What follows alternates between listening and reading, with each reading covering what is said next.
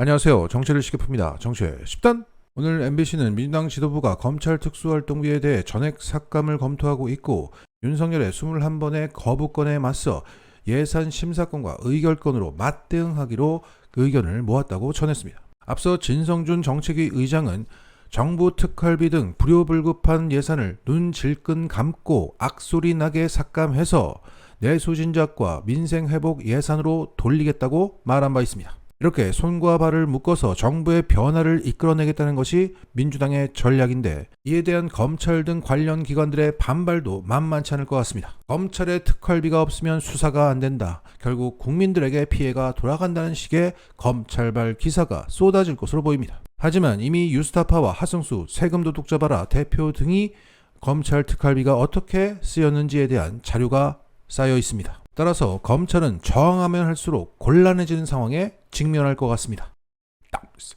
전 국민이 응급실 뺑뺑이로 안타까운 소식을 접하고 있는 가운데 열경련이 온 2살짜리 여자아이가 응급실 11곳에서 의송 거부를 당해서 한 달째 의식불명, 뇌사 상태에 있다고 합니다. 이런 안타까운 소식들이 쏟아지고 있지만 용산에서는 야당의 응급실 뺑뺑이 사망 증가 주장은 근거가 없다며 의료진의 사기만 저하시킬 뿐이라고 말했습니다. 이렇게 용산은 불안하다고 말하면 안 되는 분위기를 조성하고 있는데 그 와중에 MBC 앵커는 불안을 느끼는데 왜 불필요한 불안이라 단정부터 하느냐, 공감은커녕 이해조차 불가능하냐 라고 비판해서 찬사를 받고 있습니다. 자, 이런 가운데 오늘 오후 용산 대통령실 인근 공사 현장에서 추락한 60대 노동자가 1시간 넘는 응급실 뺑뺑이 끝에 사망했습니다. 현장에 가보시라 비상응급체계가 원활하게 작동되고 있다고 말한 윤석열의 대통령실 앞 현장에서 이런 일이 벌어진 것입니다. 사고 현장에서 가장 가까운 병원은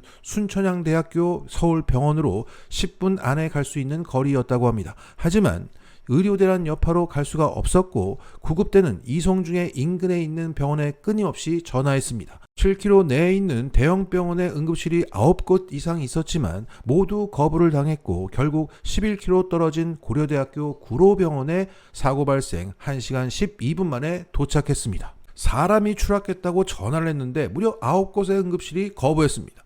그러면 그 병원의 응급실 상황은 더 심각했다는 거죠. 자, 이렇게 골든타임을 놓쳤고 60대 노동자는 뇌출혈로 사고 발생 3시간 만에 결국 사망했습니다. 현장을 가보라는, 그래서 이상 없다, 원활하게 돌아가고 있다 라고 하는 용산 주변의 응급실 상황도 이 지경인데 다른 데는 오죽하겠습니까? 그리고 오늘자 한국일보 기사는 구급대원의 인터뷰를 통해서 응급실 뺑뺑이 현장 상황을 전했습니다. 일단 사고 현장에 도착하면 구급차가 이동하지 않고 전화를 계속 돌리고 병원부터 수배한다고 합니다. 그래서 잡힌 병원을 가도 다른 병원 가라고 하는 경우도 계속 반복된다.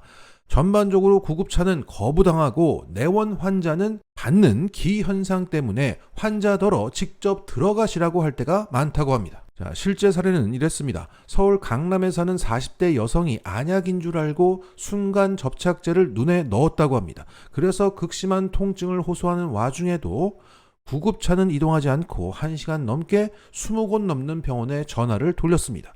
받아주는 병원이 없어서 구급대원은 환자에게 내원하면 응급실에서 받아줄지 모른다고 안내했다고 합니다. 그리고 그 이후에는 어떻게 된지는 모른다고 합니다. 참혹합니다. 자, 이것은 구급대원의 단톡방 대화 내용이라고 합니다. 나는 병원 못 가서 7시간 대기한 적도 있다.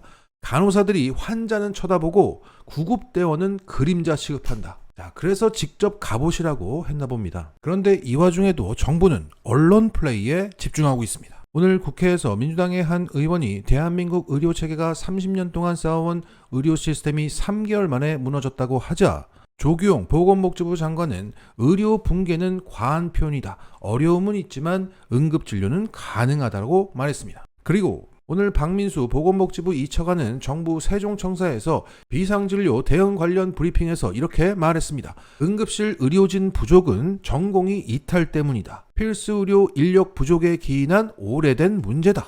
이 와중에도 남 탓을 하고 있습니다. 하도 기가 막혀서 브리핑 전체 내용을 봤습니다. 그랬더니 절대 문제가 있다거나 부정적으로 말하지 않고 충분히 대응이 가능하다는 식으로 긍정적으로 말하고 있습니다. 중증 응급질환의 경우에 발생 빈도가 높지 않아서 의료기관별로 모든 질환에 대응하지 않더라도 이송과 전원의 효율적인 운영이 가능하다. 야, 윤석열 말하고 여전히 똑같네요. 응급실이 조속히 정상 가동될 수 있도록 내일부터 각 병원에 군의관을 추가 배치할 계획이다. 자, 현상 파악부터 제대로 안 되고 있고 잘 될 거야. 뭐 이런 정도의 수준입니다. 아니, 오늘 용산 근처에서도 이송과 전원이 안 돼서 뺑뺑이 돌다가 좀 죽지 않았습니까? 그럼 용산 인근의 병원들이 다 난리라는 건데 절대 현실을 직시하지 않고 긍정적으로 말하고 있다는 게 정말 기가 막혀서 기자가 이렇게 제목을 뽑은 것 같습니다. 그리고 군의관을 배치한다는 대책에 실소가 터져나오고 있죠. 정말 딱 봐도 아닌데. 자, 여기에 대해서 오늘 박주민 의원, 보건복지위원장이자 민주당 내 의료대란 대책특위 위원장이죠. 자, 이분이 나와서 이 군의관 투입 대책에 대해서 이렇게 말했습니다. 군의관이든 공보이든 당장 의료대란의 해결책이 되기는 어렵다. 왜냐하면 A라는 병원은 A라는 병원의 특색이 있고 B라는 병원은 B라는 병원의 특색이 있는데 갑자기 낯선 곳에 와서 협력이 잘 되면서 업무를 추진하기가 어렵다는 것이고요. 또 대부분의 군의관이나 공보위가 응급의학 전문의 자격이 있다거나 응급의학을 전공했다거나 하지는 않거든요. 자, 게다가 오늘자 MBC 뉴스에 따르면 의대생들이 군의관으로도 입대하지 않아서 투입할 인력이 여의치 않아 보인다고 합니다. 군 입대를 위해서 올해 휴학을 신청한 의대생들이 지난해보다 크게 늘어난 것으로 나타났다. 올해 군 휴학을 신청한 학생은 308명으로 지난해 51명보다 6배 넘게 늘어났다. 그러니까 의대생들이 군의관으로 가지 않고 육군 현역병으로 입대하는 경우가 급증했다는 거죠. 이유는 육군 현역병 월급이 크게 올라서 군의관으로 입대해도 금전적인 이득이 크지 않다는 등의 이유가 있답니다. 결국 군의관 투입 계획은 발표용 대책에 불과해 보입니다. 자, 이렇게 정부는 언론 플레이나 하고 손을 놓고 있는 가운데 클리앙에서는 시민들이 실질적인 대책을 논의하고 있습니다. 의료계 종사자로 보이는 곱블리님께서 이런 글을 올렸습니다. 논쟁이야 다들 활발하시니 제쳐두고요. 이제 가을이 다가왔으니 곧 겨울입니다. 모든 과, 모든 병이 그런 건 아니겠지만 중병은 여름이 비수기입니다. 지금까지는 응급실이 비수기였다는 얘기고 겨울이 성수기죠. 급성 심근경색, 뇌경색, 뇌출혈 다 추울 때 많이 오고요. 병원마다 내과 병동엔 폐렴 환자가 들끓 것이고 코로나 변수도 있죠. 눈 한번 오면 노인이든 애든 청년이든 가리지 않고 넘어지거나 미끄러져서 고관절 발목, 손목 부러지고 안면 골절, 두개 골절 등등등등 보통은 죽지 않을 것도 겨울에 체감상 더 많습니다. 그러니까 몸을 사리시고 절대 다치지 말고 위험한 행동 장소 삼가하세요. 깔아놨던 지병들 미리미리 외래에서 검사하시고 대비하세요. 곧 겨울이 옵니다. 자, 이런 가운데 윤석열 지지율이 리얼미터 기준 20%대로 떨어졌고 갤럽 기준 24%가 나왔었죠. 그게 87년 이후 역대 대통령 중 최저치라고 합니다.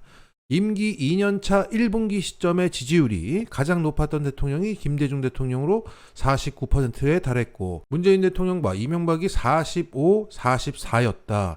김영삼 대통령은 37, 박근혜는 34, 노무현 대통령은 33이었는데 윤석열이 24다. 결국 전두환 이래로 이런 놈은 처음이다. 우리는 지금 지난 40년간 통틀어서 최악의 시절을 보내고 있다. 하지만 큰 반전이 있을 것입니다. 그때까지 절대 아프지 마세요. 마치겠습니다.